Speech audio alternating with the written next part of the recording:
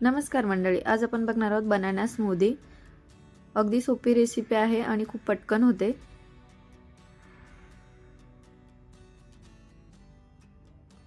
तर इथे मी 3 frozen banana घेतले आहे। बनाना 4 ते 5 तास फ्रीजला ठेवून नंतर यूज केले।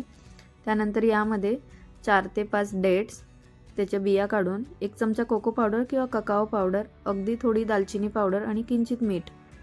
नंतर यामध्ये 1 मोठी वाटी नारळाचं दूध घातलं आहे। ते आपण मिक्सरला वाटून घेऊया। जर स्मूदी थोडी घट्ट हवी असेल तर दूध थोडं कमी घातलं तरी चालेल।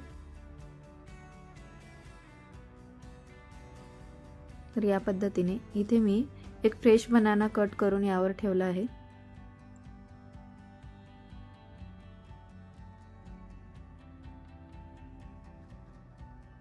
आणि भाजलेले फ्लेक्स सीड,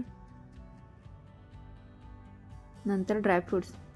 तर इथे तुम्ही पीनट बटर पण वापरू शकता। तर या पद्धतीने आपली स्मूदी तयार आहे। नक्की करून बघा आणि व्हिडिओ आवडला असेल तर व्हिडिओला लाईक, शेअर, सबस्क्राईब नक्की करा।